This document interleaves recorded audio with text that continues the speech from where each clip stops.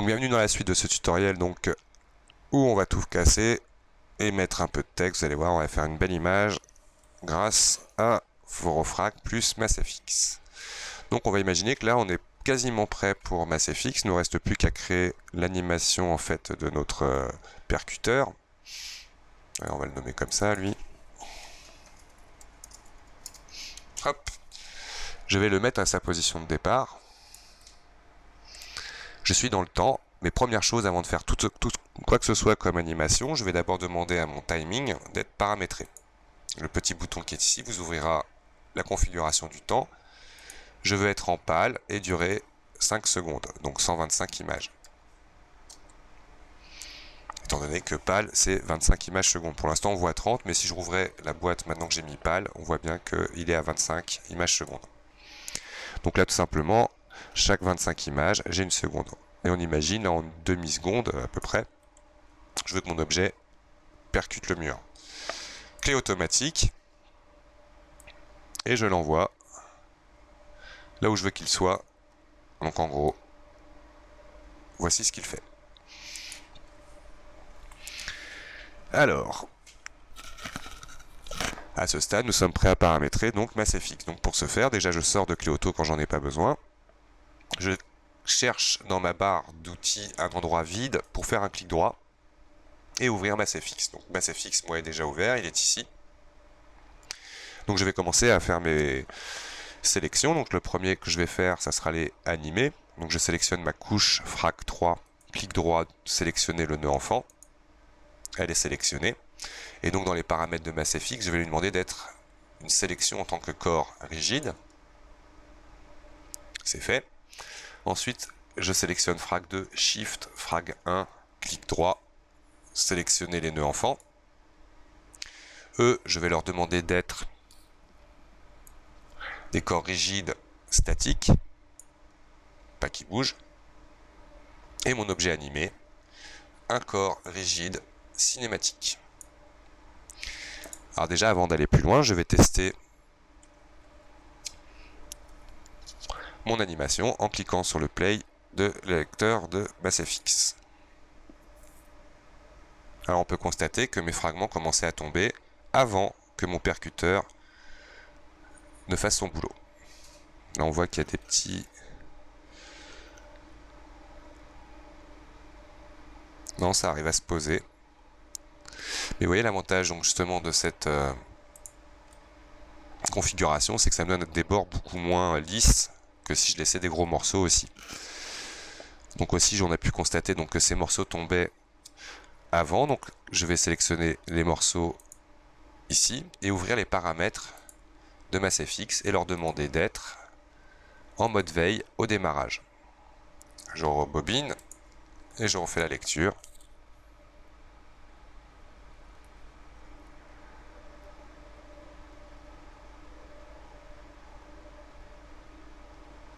Je me dis que ce morceau-là, je devrais peut-être le rajouter, parce que là, il bloque trop de morceaux. Donc tout simplement, je rembobine d'abord. Donc le morceau qui est ici. Et donc les deux copains de l'autre côté. On va leur demander d'être des objets donc dynamiques en mode veille. Et on va en profiter pour les renvoyer sur Frag 3. Alors comme on voit que la liste est beaucoup trop longue là pour faire du glisser-déposer, je vais en créer un groupe. Donc là mes 3 éléments, créer une nouvelle couche, juste pour pouvoir facilement les sélectionner et les envoyer dans mon Frag 3.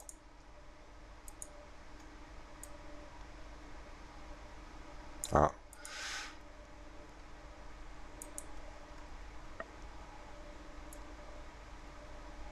Voilà.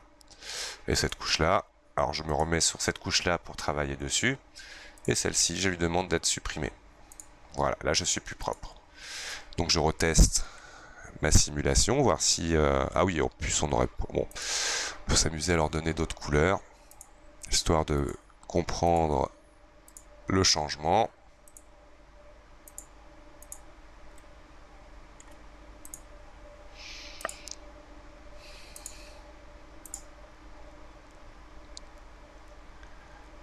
Ok.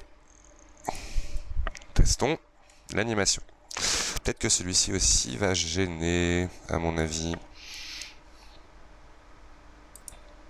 Toc. Ah. La première vidéo est calculée. Alors, mon frac 335 dans le frac 3. Ok. Et on lui demande d'être un dynamique. Démarrer en mode veille. Puis une petite couleur aussi pour l'occasion. Voilà. Est-ce qu'il n'y aura pas d'autre endroit trop compliqué pour la fragmentation? A priori, ça devrait être bon. Alors, je reteste ma simulation.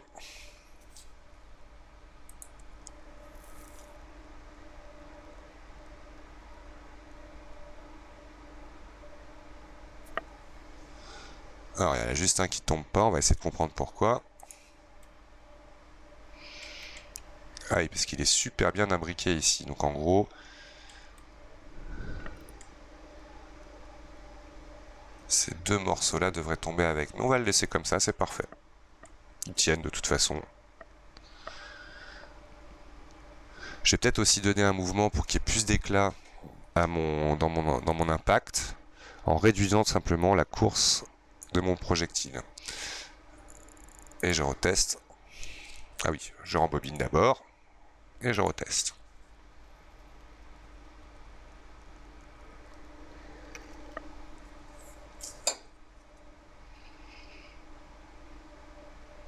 Et je trouve ça parfait. Donc à partir du moment où vous êtes content donc, de votre simulation, vous pouvez, dans le deuxième menu de MapsFX, ancrer tout. Il va vous créer comme ça des clés qui vous permettront de ne plus passer par la lecture de la simulation en tant que telle, mais vraiment en tant qu'animation dans votre scène.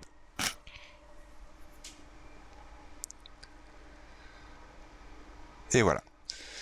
Donc là, je n'ai plus besoin de MaxFX. MaxFX est terminé. Nous allons passer dans la partie graphique. Donc là, je peux garder ça pour le moment. Cette couche-là, on n'en veut pas. Je vais me mettre sur Tools et venir ici supprimer ma couche 1. Je pourrais par exemple créer une couche. Alors là, je m'assure de rien avoir sélectionné. Frag. Et y mettre. Ah, faut les faire un par un. Voilà. Comme ça, c'est plus propre. Donc dans Tools, nous allons créer un plan qui va nous servir de sol.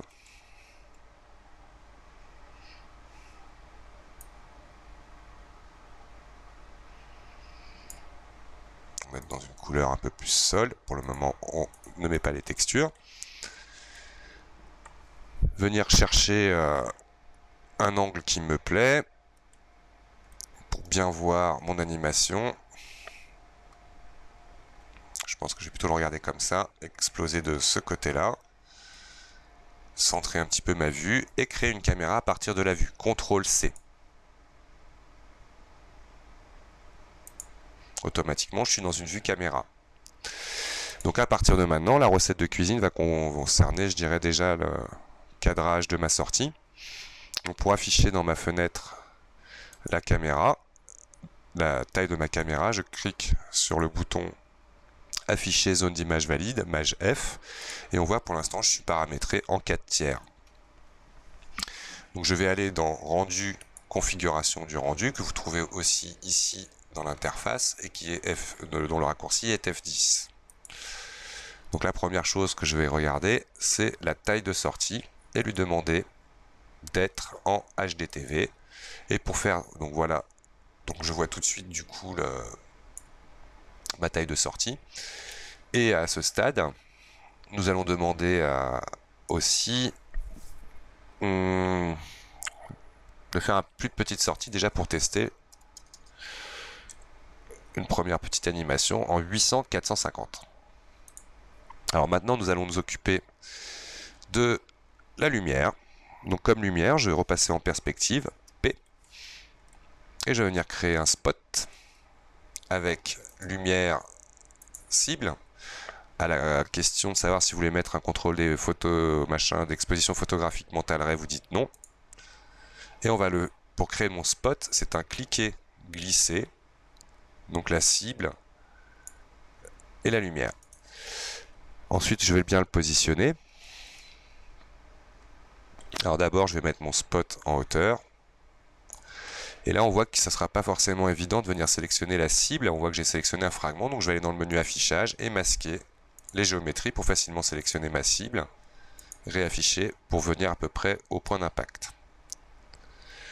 Donc ma lumière, pour éviter d'avoir à me déplacer dans ma fenêtre, je la sélectionne et je vais l'appeler dans le jeu de sélection Lum 1, au cas où il y en aura plusieurs. Appuyez sur Entrée à chaque fois pour être sûr de valider l'opération. J'appuie sur C pour revenir dans ma vue caméra. L'avantage du coup maintenant, c'est que je peux aller dans le menu Modifier et chercher ma lumière pour la paramétrer. Donc toujours pas de modèle pour le moment. On active les ombres à lancer de rayon. Je vais jouer maintenant avec l'intensité autour de 3000 pour avoir un éclairage correct. Demander à ma lumière d'être un projecteur. Donc le projecteur, je reviens en perspective pour vous montrer en large ce que ça fait. Donc du coup, on a un cône qui nous permet donc, dans les paramètres de la distribution du projecteur, on peut soit grossir ou baisser le faisceau. Et l'atténuation champ qui vous permet donc de pouvoir aussi diminuer donc le champ de mon projecteur. Pour éviter d'avoir la lumière qui aille à perte et en dehors surtout de mon plan, je vais utiliser aussi un paramètre dans l'intensité couleur distribution, l'atténuation lointaine, qui va me permettre ici de dire où s'arrêtera ma lumière. Voilà, à peu près comme ça. Et je vais mettre un blanc léger, voilà, pour avoir une légère teinte dans ma lumière. Attention aussi, à partir du moment où vous avez mis un projecteur, vous ne pourrez utiliser que les formes 2D, disque, rectangle, ligne. Donc là je vais mettre un disque si vous voulez récupérer des ombres douces. Pour optimiser le temps de rendu, je vais baisser à 8 l'échantillon d'ombre. Donc voilà pour le réglage de mon projecteur. Je retourne dans ma caméra, je vais avancer un petit peu dans le temps, voilà, pour regarder déjà un premier rendu.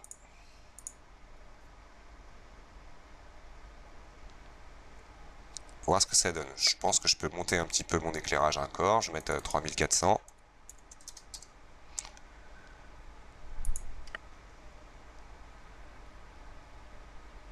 Un petit peu mieux. Donc maintenant, on va rajouter des textures à cet ensemble. Donc je vais dans Google demander une texture de mur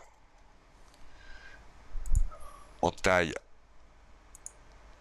grande. Je vais prendre ce mur là.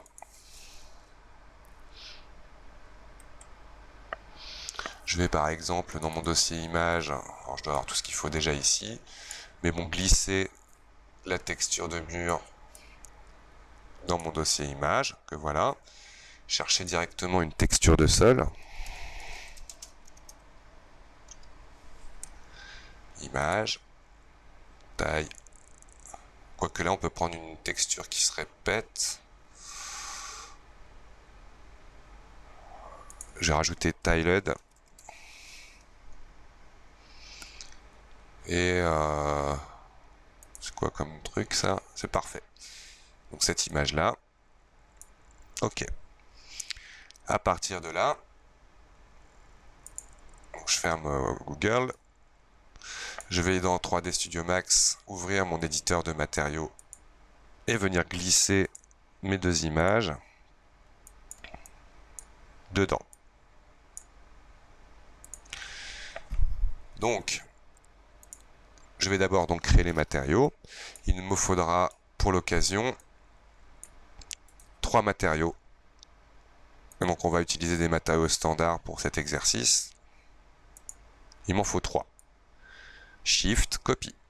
Alors je préfère moi afficher uniquement la boule en réduisant le menu. Voilà, 1, 2 et 3. On imagine il y aura le matériel de mon sol, le matériel du mur et le matériel intérieur des faces. Il me faudra aussi un matériel standard multi sous-objet. celui dans lequel nous avions paramétré. D'ailleurs, ça sera comme ça. Dans lequel nous avions paramétré donc les idées A1 pour l'intérieur des faces et A2 pour l'objet. Donc à ce stade, je double-clique dans le bandeau du matériel multi-sous-objet et lui en demande d'en avoir que 2. OK. Pour connecter mon matériel, lui on va l'appeler inner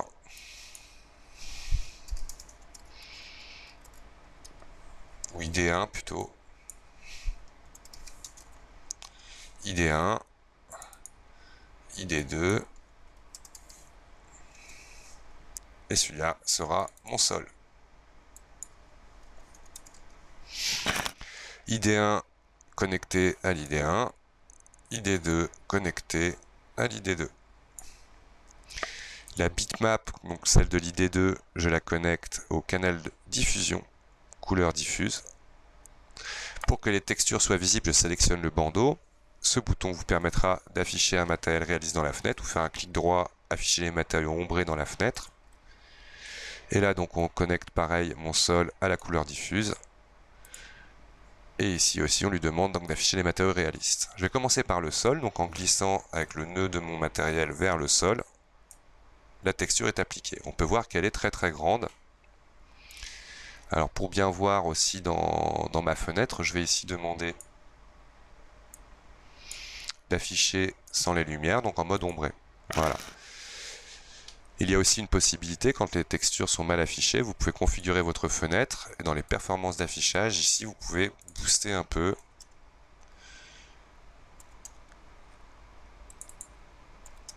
la qualité d'affichage de votre texture. Alors c'est peut-être pour ça qu'il a ramé mon 3D Max, on va le mettre en basse qualité, ok. Voilà, et là on voit mieux la texture. Donc on voit qu'elle est beaucoup trop grande pour mon mur, je double-clique dans la texture, et dans le recouvrement, je vais me la mettre en 10 fois par 10 fois, qui me semble correct par rapport à l'échelle de mon bâtiment. Ensuite, texture du mur. Donc pour ce faire, je vais sélectionner Frag, clic droit, sélectionner les nœuds enfants, et appliquer le multi-sous-objet à l'ensemble, affecté à la sélection. Donc en imaginant, là je me remets à 0, j'enlève F4 que j'avais appuyé tout à l'heure pour voir l'objet, voilà le résultat. Attention, je suis dans une vue caméra, ne pas la déplacer votre vue caméra, si vous voulez vous déplacer, revenez en perspective. Et voilà. Alors, ensuite, dans les autres paramètres, donc maintenant donc, on a bien appliqué ça, je vais juste demander à mon inner face d'être plus foncé, comme ça.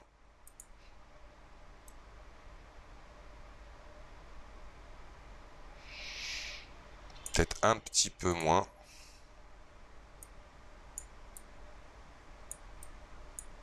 Pourquoi pas. Ok. Je vais rajouter en plus une texture de bruit. Map standard bruit. Alors, on va le paramétrer tout de suite. Donc on va le laisser comme ça et monter par contre la couleur. Et on va mettre un bruit de petite taille connecté au diffuse de l'ID1. On peut lui demander aussi d'avoir la texture d'afficher. Voilà, vous voyez, ça me fait quelque chose de plus variable par rapport à ce que nous avions avant. Ok, matériau terminé. Je suis dans ma caméra, je regarde ce que ça donne en faisant un rendu. Peut-être un peu trop jaune et un peu trop sombre mon éclairage. Je vais booster le... Sinon le reste me plaît pas mal au niveau des matériaux. Cette boîte là je ne veux pas la voir du tout au rendu. Donc dans Tools, mon percuteur non rendu. Et là on va voir que cette boîte du coup ne sera plus visible. Voilà. Donc il me reste à paramétrer mon éclairage donc, que je trouvais trop jaune et pas assez puissant. On va mettre 4000 direct. Soyons fous. Et là, je vais prendre un blanc froid plutôt et remettre ici l'affichage réaliste pour pouvoir mieux me rendre compte de ce que je suis en train de faire. Alors Realist ne m'a pas affiché mes éclairages de ma scène, donc je vais lui demander. Ok, même 5000. On peut grimper. C'est une question de distance de mon éclairage.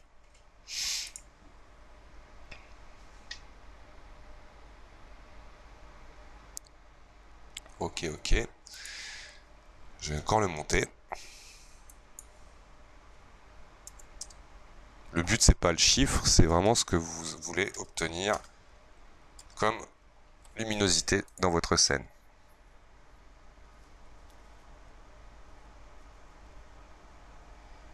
Ce qui est parfait. Peut-être encore une question de teinte qui me gêne.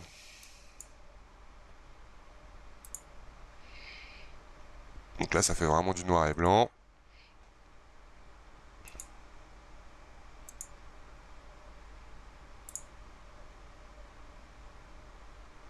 Du sépia. Haute pression. Trop jaune.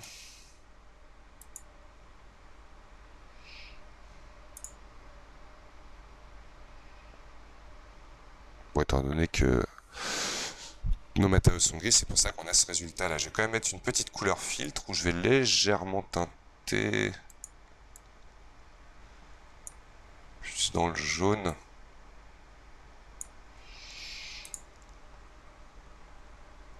Voilà, c'est un peu moins fade comme ça. C'est parfait. Ok. Donc maintenant, il ne nous restera plus qu'à faire les paramètres de sortie, le précalcul, le mouvement flou, et nous aurons terminé notre animation. Merci d'avoir regardé la vidéo et à bientôt pour la suite.